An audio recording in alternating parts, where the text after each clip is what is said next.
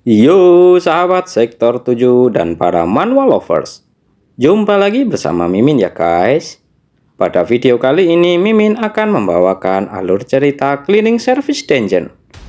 Sebelum kita masuk ke videonya, jangan lupa subscribe, like, komen, dan share videonya ya guys, agar Mimin tambah semangat lagi bikin videonya. Yang mau traktir kopi juga boleh ya guys, link ada di deskripsi. Tanpa menunggu lama lagi, langsung saja kita masuk ke videonya. Di video kali ini diceritakan bahwa setelah karma Junwo telah aktif, lalu berpindah, di sebuah kamar kecil yang berantakan terlihat Junwo bangun dari tidurnya karena merasa telah bermimpi hal yang aneh menurutnya. Lalu bertanya-tanya, sudah berapa lamakah dirinya tertidur karena badannya saat ini terasa pegal semua. Namun setelah itu, terlihat terkejut dengan tempat dirinya berada saat ini yang merupakan sebuah kamar studio yang ukurannya sangat kecil dan mengira jika itu bukan rumahnya. Karena ruangan itu bahkan lebih kecil daripada kamar mandinya. Kemudian beranjak dari tempat duduknya untuk mencari tahu di manakah saat ini dirinya sedang berada. Akan tetapi tiba-tiba Junwo pun teringat akan kematiannya dan hidden skill yang dirinya dapatkan. Tak sampai di situ saja, Junwo juga terlihat lebih terkejut lagi saat dirinya berada di depan sebuah cermin karena melihat penampilannya berubah seperti penampilan 10 tahun yang lalu saat usianya masih 28 tahun. Kemudian memutuskan untuk membuka sistem Windows yang memperlihatkan bahwa dirinya telah menggunakan skill karma dan melihat efek dari skill itu.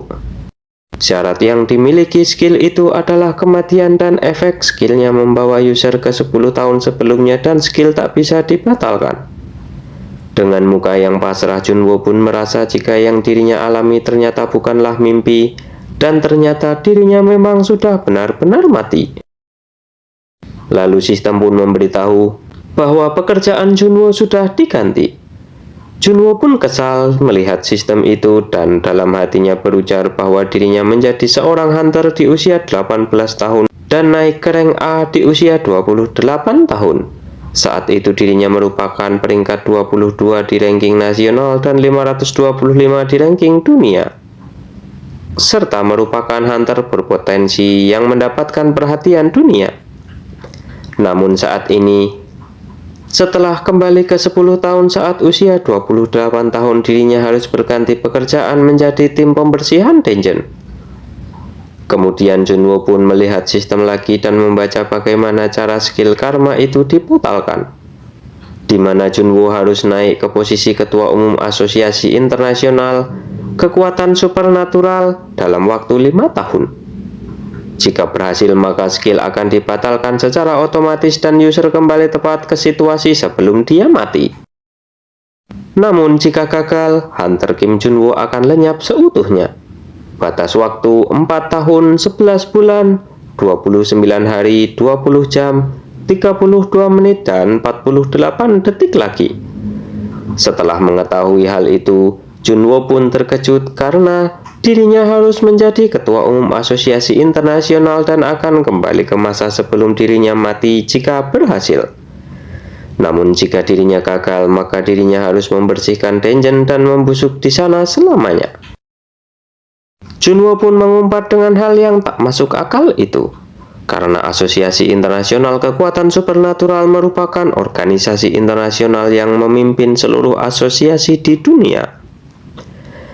Dengan menjadi ketua umum, maka wewenang yang akan didapatkan bahkan lebih tinggi daripada Presiden Amerika.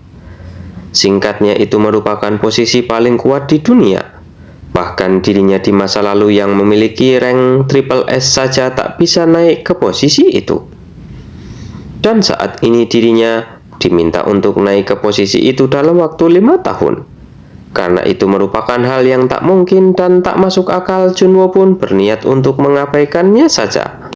Lalu memutuskan untuk kembali menjadi hunter saja karena hanya dengan skill miliknya maka dirinya bisa dengan mudah kembali ke rank triple S. Akan tetapi tak seperti harapan Junwo, Setelah melihat sistem, terlihat bahwa di sana seluruh skill yang dirinya miliki di masa lalu semuanya terkunci dan tak ada satupun yang terbuka. Sontak hal itu membuat Junwo tambah kesal dengan skill karma yang menimpanya kali ini. Namun tiba-tiba sistem memberitahu bahwa Junwo telah berhasil mempelajari skill baru.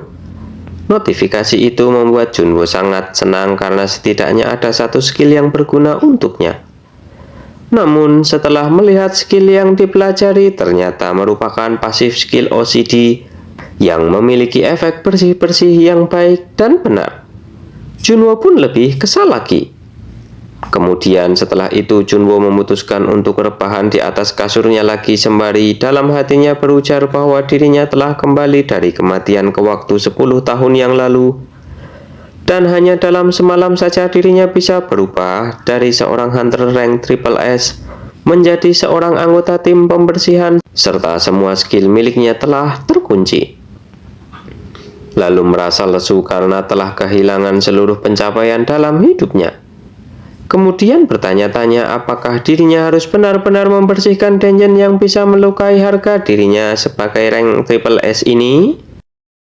Namun Junwo menolak hal itu karena dirinya tak ingin mati dengan posisi itu. Lalu memutuskan untuk mencari tahu siapa sosok yang telah menghabisi dirinya terlebih dahulu. Dirinya yakin bahwa orang-orang itu pasti bukanlah orang biasa. Bersamaan dengan hal itu, telepon milik Junwo pun berbunyi dan Junwo pun mengangkat telepon itu. Diketahui bahwa yang menelpon Junwo adalah ketua park yang menanyakan apakah Junwo tak bisa datang hari ini. Dirinya menelpon Junwo karena sudah lewat 1 jam dari jam kerja, namun Junwo sama sekali belum terlihat berangkat bekerja.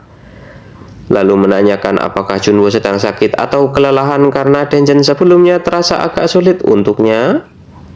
Mendengar hal itu, Junwo pun bertanya-tanya siapakah yang menelponnya itu karena dirinya tak memiliki kenalan yang bernama ketua park.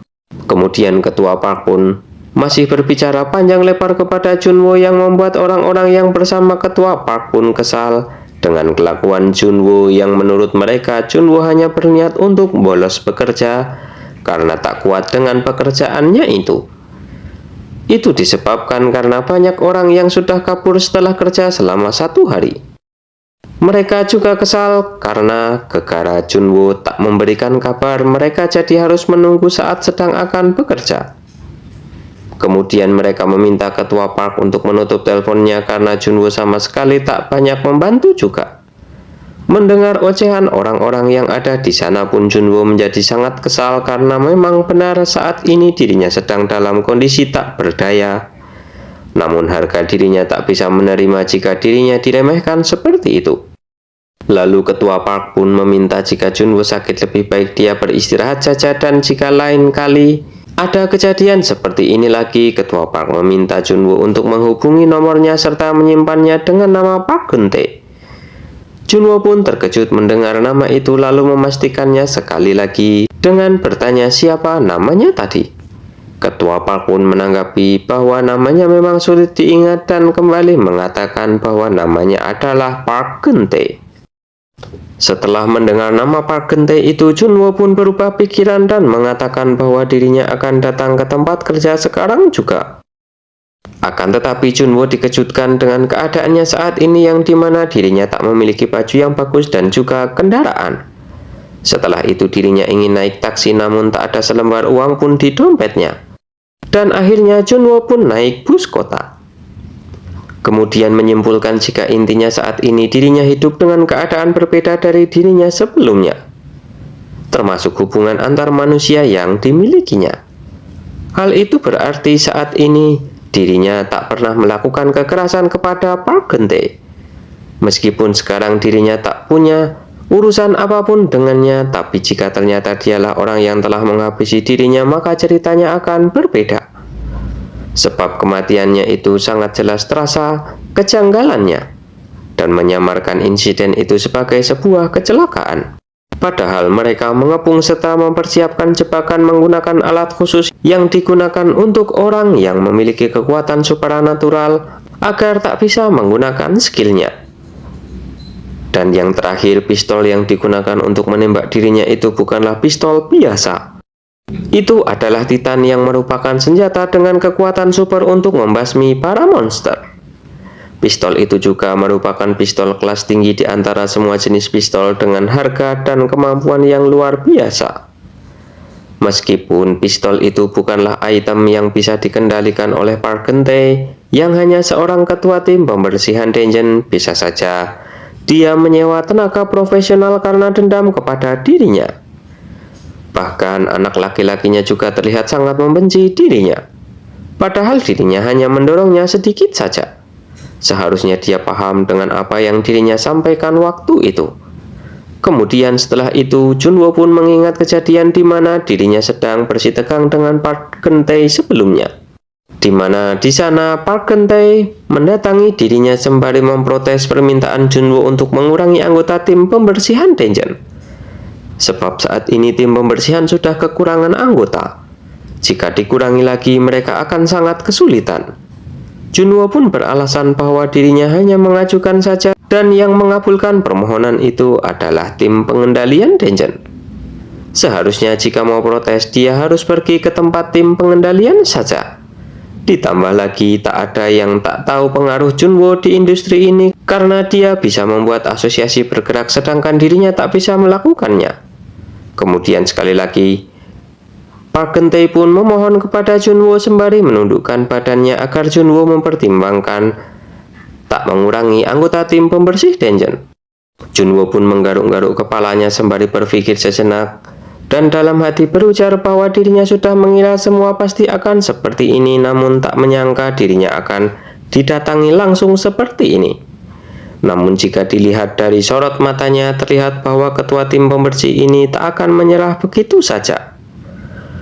Lalu setelah itu Junwo pun menjelaskan bahwa sebenarnya memutuskan ekor adalah cara pertahanan diri cicak yang sangat efektif. Namun cicak tetap melakukannya tanpa ragu agar terhindar dari bahaya. Apakah dia tahu alasannya?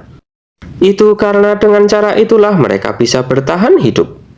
Meski caranya tak efektif dan merugikan, tapi hanya dengan cara itulah mereka bisa bertahan hidup. Sedangkan saat ini asosiasi sedang mengalami krisis keuangan. Karena itu, mereka mau mengatur kembali gaji tahunan para hunter kelas tinggi dan perhatian asosiasi adalah menjaga warga sipil dari dungeon dan monster. Lalu yang melakukan semua tugas itu adalah para hunter. Maka dari itu, jika para hunter dibayar tak sepadan dengan pekerjaannya, mana mungkin mereka akan sanggup melakukan pembasmian? Jadi cara terakhir inilah yang harus mereka lakukan dengan mengurangi anggota tim pembersih dungeon. Sejujurnya tak banyak hal yang bisa dilakukan oleh tim pembersih. Mendengar hal itu, Park Geun-tae pun kesal lalu berteriak kepada Junwo karena meremehkan pekerjaan menjadi petugas pembersih dungeon. Namun Junwo menghiraukan hal itu sembari berlalu meninggalkan Park Geun-tae dengan berkata bahwa seharusnya hal ini sudah sejak lama dilakukan tapi belum dilaksanakan karena selama ini mereka masih menganggap tim pembersih sebagai rekan. Padahal jika dilihat dari sudut pandang manapun, mereka semua hanya seperti parasit saja. Perkataan Junwo itulah yang memicu konflik yang membuat Park Geun-tae kesal dan langsung menarik kerah bajunya. Sontak tindakan itu membuat Junwo pun kesal lalu mendorong Park Geun-tae dengan tangannya, namun tak sadar jika ia melakukannya dengan sedikit tenaga yang mengakibatkan Park Geun-tae kini terluka karena menabrak tembok dengan sangat keras. Kemudian setelah itu kembali ke Junwo yang sudah turun dari bis. Kali ini terlihat bahwa dia telah sampai di tempat dirinya akan bekerja sebagai tim pembersih, yaitu di dungeon yellow level yang pernah dirinya hadapi saat usianya 28 tahun. Karena itulah kini Junwo yakin bahwa dirinya benar-benar sudah kembali ke 10 tahun lalu. Bersamaan dengan hal itu, Junwo pun dipanggil oleh Park Geun-tae yang telah meminta dirinya untuk datang. Dan Junwo pun menatapnya dengan tatapan sinis sembari berujar, akhirnya kita bertemu Park Geun-tae dari tim pembersih dungeon. Bagaimanakah kelanjutan ceritanya? Kita lanjutkan di video berikutnya ya guys. Terima kasih sudah menonton. Jumpa lagi dan bye-bye.